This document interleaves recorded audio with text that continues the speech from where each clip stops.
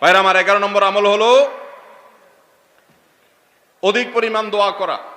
রমজান মাসে রোজা রেখে আমরা বেশি বেশি দোয়া করব। চলতে ফিরতে উঠতে বসতে দোয়া করতে পারেন। আমাদের মায়েরা অনেকে শুনছেন আমাকে, রমজান মাসে আপনি গৃহস্থলী কাজ করছেন, রান্নাবাড়া করছেন, ঘর ঝাড়ু দিচ্ছেন, আর মনে মনে আল্লাহর সাথে কথা বলেন। দোয়া মানে আল্লাহর সাথে কথোপকথন। আল্লাহ, আপনি আমাকে মাফ করে দেন, আমার বাবাকে মাকে মাফ করে দেন, সন্তানগুলোকে হেদায়েত দান করেন, চোখের পানি ফেলেন। নিয়মতান্ত্রিক দোয়া, বসে বসে হাত তুলে দোয়া করবেন কেবলামুখী হয়ে। আবার চলতে ফিরতে উঠতে বসতে, এমনকি ওযু নাই সে অবস্থায় দোয়া করবেন। নবী সাল্লাল্লাহু আলাইহি সাল্লাম বলেছেন, 3 ব্যক্তির দোয়া ফিরিয়ে দেওয়া হয় না। কয় ব্যক্তির দোয়া? সালাতুন লা তুরাদ্দু দাওয়াতুহুম, 3 শ্রেণী মানুষের দোয়া ফিরিয়ে দেওয়া হয় না। এর ভিতরে এক শ্রেণী হলেন মাজলুম, কারোর জুলুমের শিকার হয়েছে। এই ব্যক্তি জালেমের বিরুদ্ধে যে তার মনের আকুতি থাকে, বদদোয়া থাকে, আল্লাহ সুবহানাহু ওয়া তাআলা এটা ফিরিয়ে দেন না।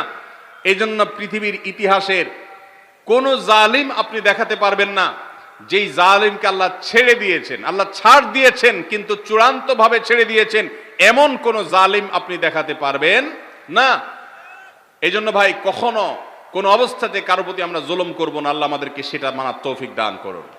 তাহলে 3 ব্যক্তির দোয়া কবুল হয়, ফেরত দেওয়া হয় না। তার ভিতরে একজন হলো মাজলুম, যার প্রতি আপনি জুলুম করেছেন, সে আপনার বিরুদ্ধে যে বদদোয়া করে, এটা লাগবেই লাগবে, আজ হোক আর 2 দিন পরে হোক।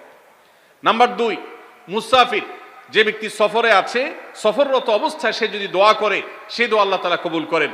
3 নম্বর হলো রোজাদার ব্যক্তি, as-সাইম হাত্তা ইফতির, রোজাদার ব্যক্তি সারাদিন ভর রোজা করলে ইফতার রাগ পর্যন্ত, সারাদিন দোয়া করলে ইফতার রাগ পর্যন্ত তার দোয়া কবুল হয়। এই জন্য রোজা রেখে আমরা বেশি বেশি আল্লাহর কাছে দোয়া করবো ইনশাআল্লাহ। চলতে ফিরতে উঠতে বসতে মনে মনে আল্লাহর সাথে কথা বললেন, চাওয়া দাওয়াকে পেশ করলেন, বাস এইটাই হলো দোয়া। এটা হলো আমাদের রমজান মাসের 11 নম্বর আমল, বেশি বেশি দোয়া করা। 12 নম্বর আমল হলো মিথ্যা এবং কাজ পরিহার করা। রমজানের সকল পাপাচার তো পরিহার করবই, বিশেষভাবে মিথ্যা কথা, মিথ্যা কাজ পরিহার করা। কারণ নবীজি সাল্লাল্লাহু আলাইহি ওয়াসাল্লাম এর জন্য আলাদা নির্দেশ করেছেন। তিনি বলেছেন, মাল্লাম ইয়াদা কাওলা যুরি ওয়াল আমালা বিহি ফালাইসা লিল্লাহি হাজা আন ইয়াদা তাআমাহু ওয়া শারাবা। যে ব্যক্তি রমজানে রোজা রেখে মিথ্যা কথা, মিথ্যা কাজ ছাড়লো না, তার উপোস থাকায় আল্লাহর কোনো ঠেকা পড়ে নাই।